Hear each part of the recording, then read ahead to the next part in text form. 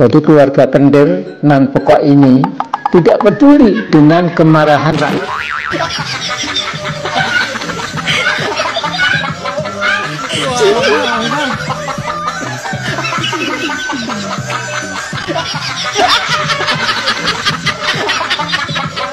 Nyapa guys? Alah, aku ki arepe nggekno kuburan Amin Rais iki. Tak kubur iki nek Amin Rais iki. Lho, lah kok iso? Lah nyapa? Ya wong jere nggak apa-apa Pak Prabowo sama Gibran dilantik, jere nggak apa-apa. Tapi nanti kalau sudah habis dilantik jere Gibran harus didemo jere. Kurang ajar tenan.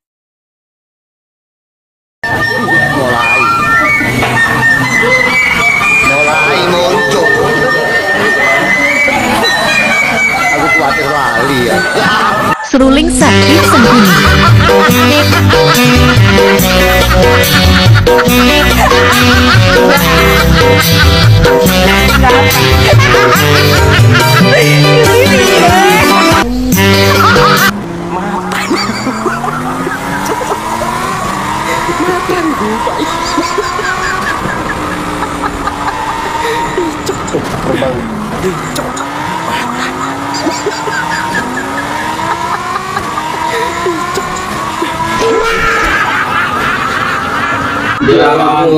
Jelangkung, di sini ada pesta. Pestanya kecil-kecilan, datang tak dijemput, pulang tak diantar.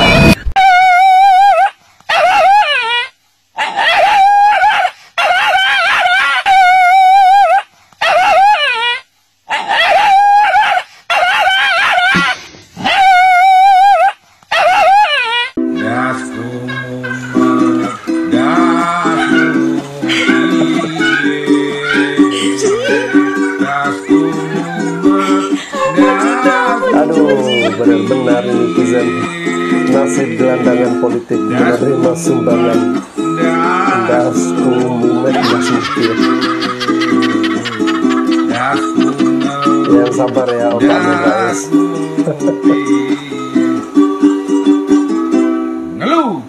Oke guys ya, mudah-mudahan dengan tayangan-tayangan video tadi dapat memberikan hiburan bagi kalian semua.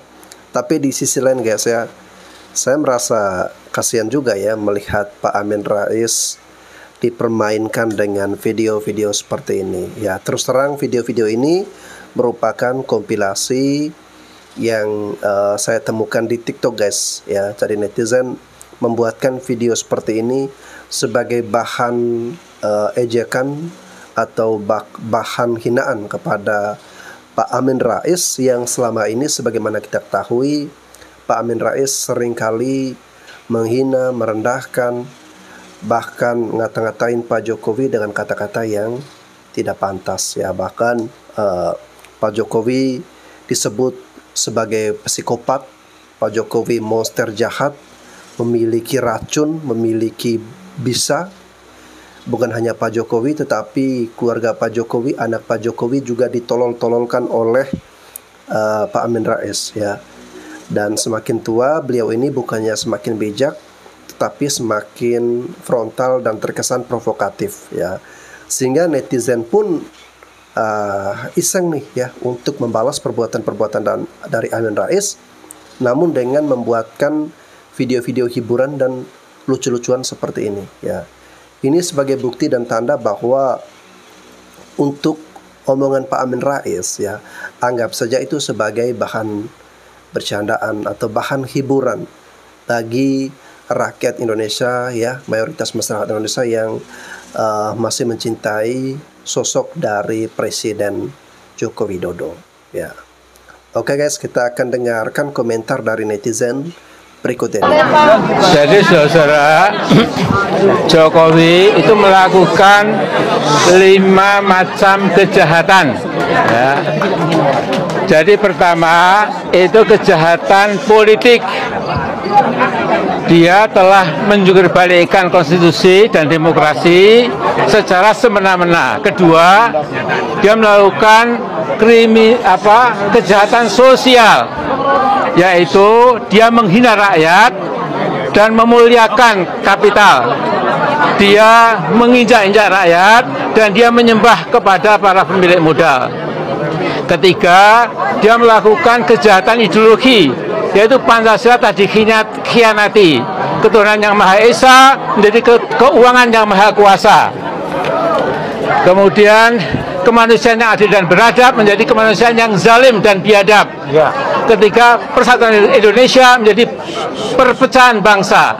Keempat, kerakyatan yang dipimpin oleh hikmah kebijaksanaan dalam perusahaan perwakilan diganti dengan kerakyatan yang dipimpin oleh nafsu keserakahan, kekuasaan untuk membangun dinasti kerajaan edan-edanan. Yang kelima, keadilan sosial bagi rakyat Indonesia diganti dengan kezaliman sosial buat rakyat Indonesia sebagai pemegang kedaulatan. Kemudian keempat, dia melakukan kejahatan ekologi, yaitu sebagian besar sumber daya alam kita telah dikuras oleh asing dengan alasan hilirisasi ya. Nah, kemudian cepat-cepat saja ya. Kemudian yang berikutnya lagi, yang kelima itu moral crime, ya kejahatan moral. Nah, jadi kita tahu bagaimana dia dan keluarganya tidak mengindahkan moral, tidak mengindahkan aturan agama dan lain-lain. Dan yang keenam, rezim Mulyono dibangun di atas fondasi kebohongan dan immoralitas. Ternyata keluarga Mulyono secara ugal-ugalan ya sudah menghancurkan kehidupan moral bangsa Indonesia. Karena itu intinya dia harus mudah-mudahan yang di langit mengizinkan netback kita itu bahwa Jokowi alias Mulyono alias Mukidi Jokopret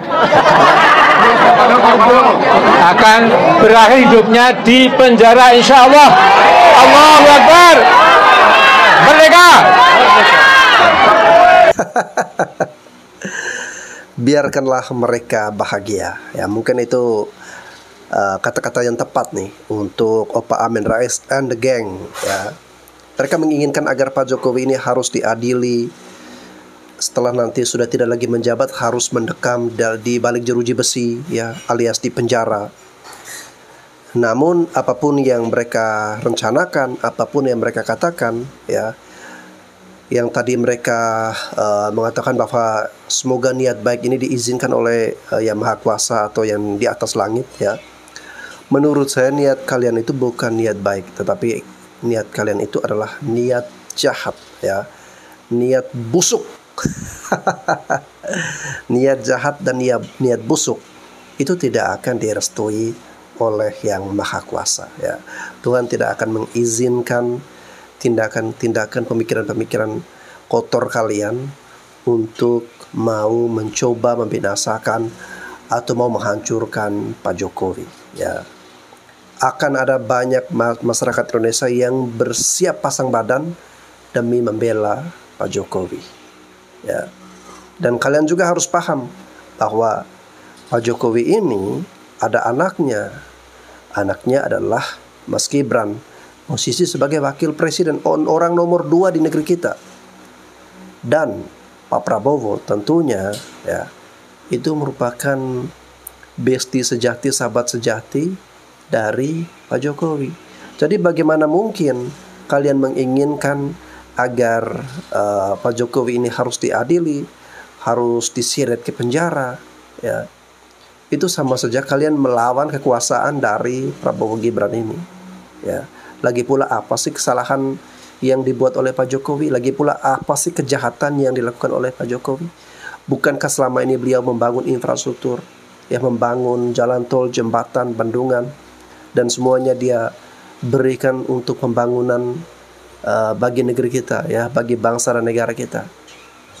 Kurang baik apa presiden yang seperti ini yang sangat memperhatikan kesetaraan pembangunan, ya, bahkan sampai dia menginginkan agar ibu kota itu harus dipindahkan ke Kalimantan, makanya dibangun IKN Nusantara.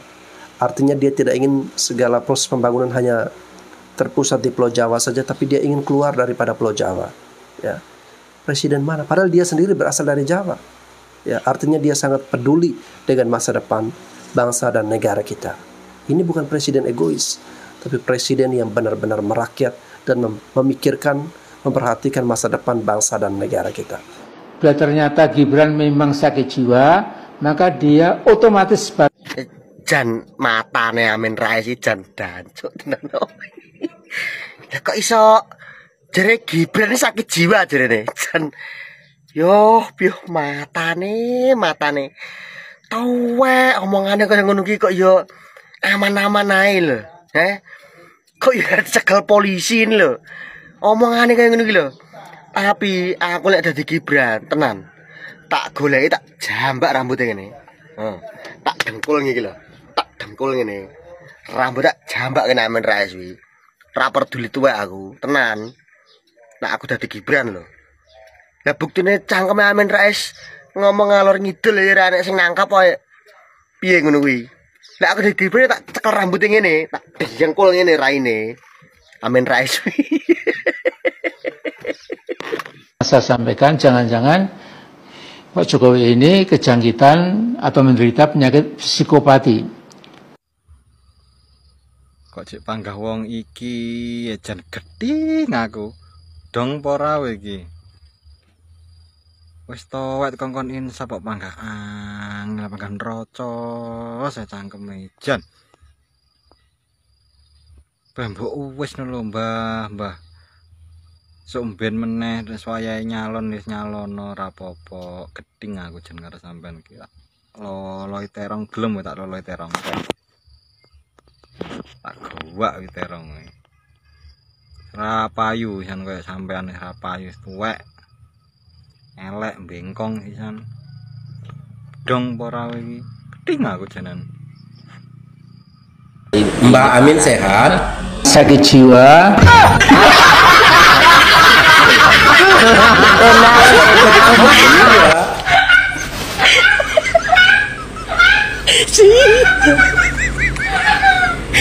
Berarti harus diperiksa dulu dong. Diperiksa kesehatan jiwanya.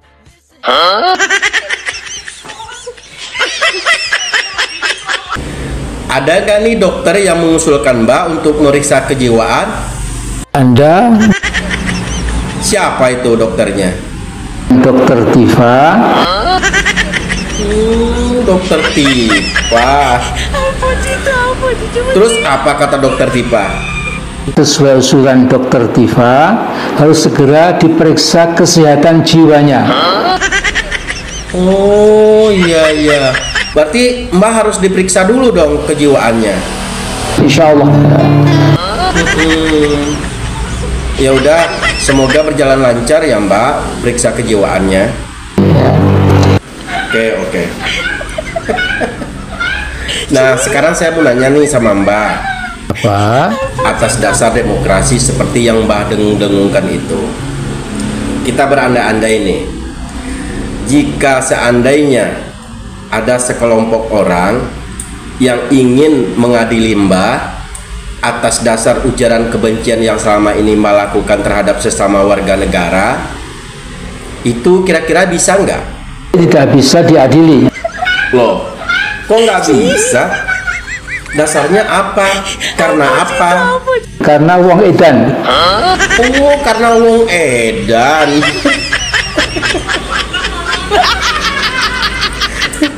Emang kalau wong edan nggak bisa diadili ya Mbak? Wong edan tidak bisa diadili.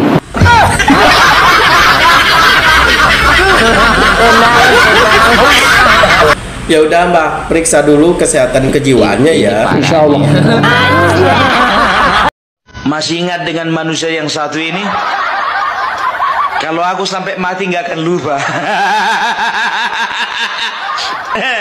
Serius.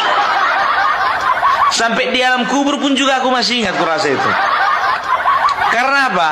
Ini manusia paling provokatif di Indonesia. Makanya kalau Insinyur Soekarno disebut bapak proklamator, kawan ini bapak provokator. Iya, provokator itu. Dengar-dengar katanya kok dokter apa profesor. Orang kayak gini kok bisa jadi profesor?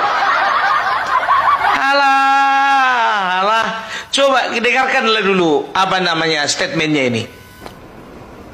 Jadi aksi massa yang luas dan masif yang dimotori oleh kaum buruh dan mahasiswa-mahasiswi di depan gedung DPR MPR pada 22 Agustus yang lalu benar-benar hebat, dahsyat, dan seolah hampir tidak masuk akal. Gelagat dan tanda-tanda akan terjadi ratusan ribu anak bangsa turun seperti air bah menyapu kota-kota besar lainnya selain Jakarta, tidak pernah ada yang menyana atau menyangka. Bahkan nampaknya aparat keamanan, mungkin aparat intel juga tidak sempat mencium angin segar demokrasi, angin segar yang dapat memulihkan demokrasi yang sedang sekarat di bawah kekuasaan Mulyono, ya, alias Jokowi, ya. Dan ini memang luar biasa, ya. Sesungguhnya gelombang anak-anak bangsa yang rela dari pagi sampai malam hari mengorbankan waktu, tenaga dengan risiko mendapat pentungan polisi merupakan pupuk penyubur agar sisa-sisa demokrasi Indonesia bisa cepat bersemi lagi. Udah dengar kan apa dibilang tadi, bahwasanya anak muda yang pentungan itu ibaratkan pupuk yang membuat subur tumbuhnya demokrasi. Demokrasi mau punggu. Demokrasi. Masa-masa demo udah lewat tahun 98. Itu 98. Kau move on kau. Move on. Nggak bisa move on nih. Jadi ini kalau kata-katanya si Amin Rais ini ditangkap sama mahasiswa yang IP-nya di bawah 1,5, bahaya. Ya kan? Dikit-dikit turun ke jalan demonstrasi. Dikit-dikit turun jalan demonstrasi. Ujung-ujungnya apa? 65.000. Habis itu apa? Nah, kan siangnya nasi bungkus. Karet 1, karet 2 juga ujung-ujungnya. Iya kan? Dengar Amin Rais.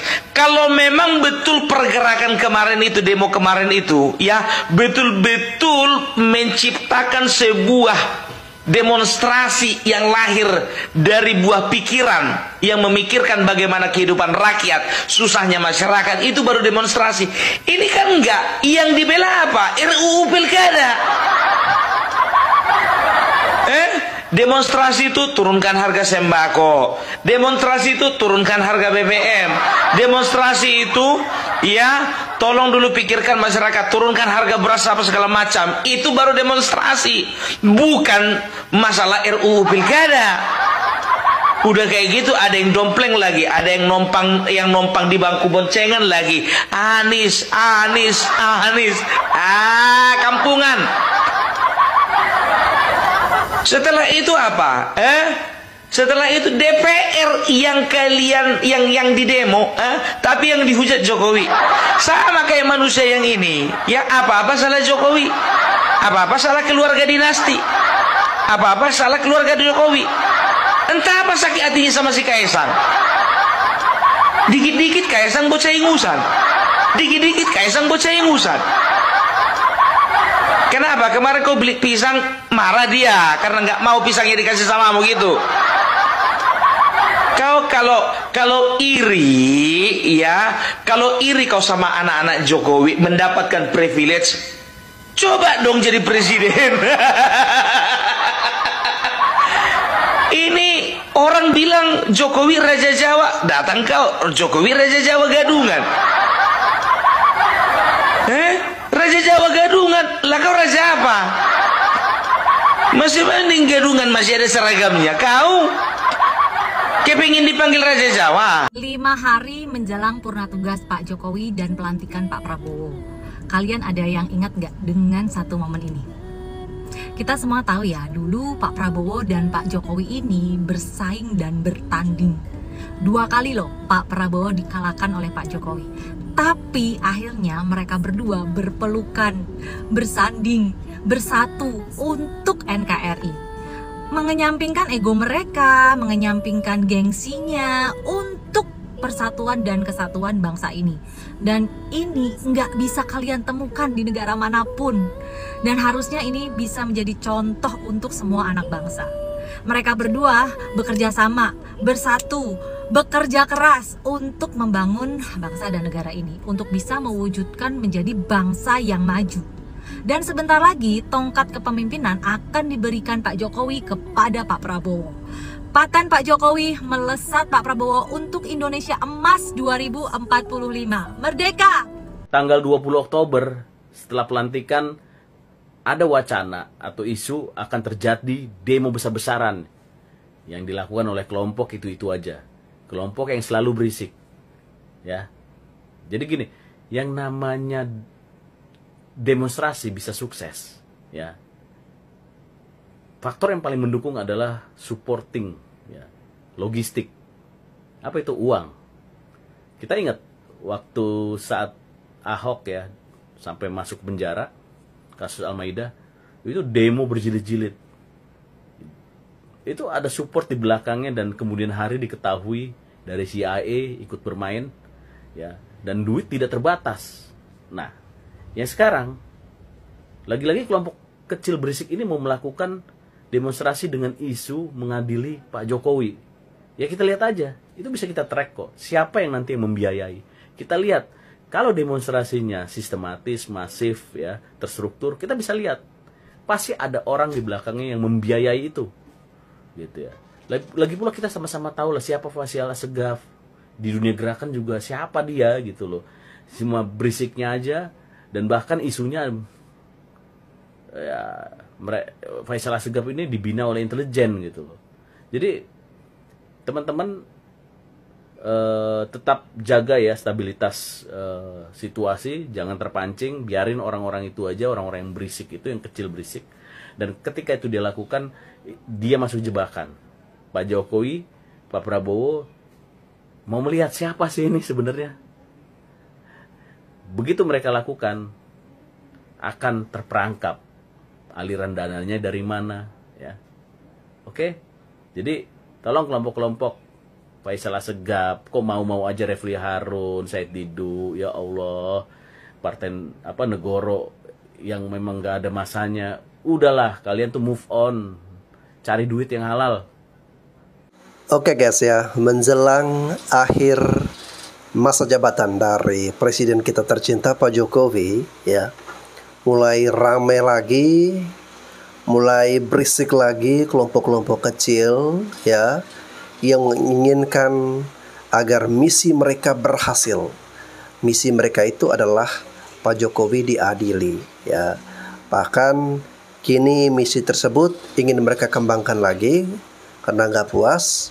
Jadi misi berikutnya adalah setelah Pak Jokowi diadili, mereka ingin Pak Jokowi ini digantung guys ya. Mengerikan sekali misi rencana busuk dan kotor dari kelompok-kelompok berisik ini guys ya. Namun saya tetap tenang, tetap optimis bahwa Pak Jokowi akan baik-baik saja ya. Masih banyak rakyat yang mencintai Pak Jokowi dan Tuhan senantiasa melindungi beliau ya. Orang-orang seperti ini ya biasa hanya membuat demokrasi kita lebih seru aja ya, lebih rame ya. Dan mereka sebenarnya tidak penting, tidak ada artinya bagi kemajuan bangsa dan negara kita ya.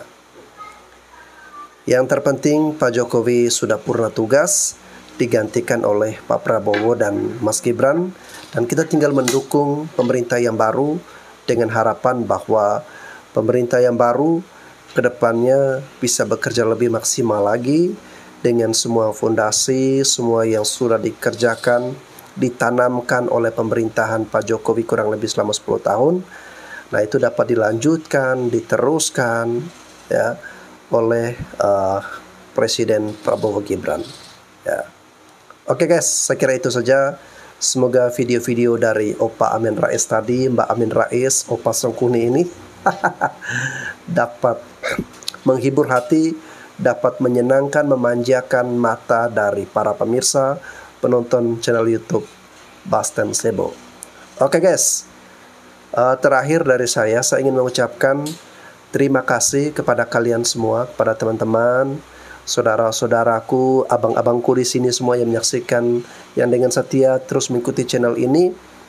Subscriber saya saat ini sudah 400.000 ya. Mohon doa dan dukungannya, semoga channel ini terus berkembang, terus menyampaikan hal-hal yang baik untuk kemajuan bangsa dan negara kita guys ya. Sampai jumpa lagi.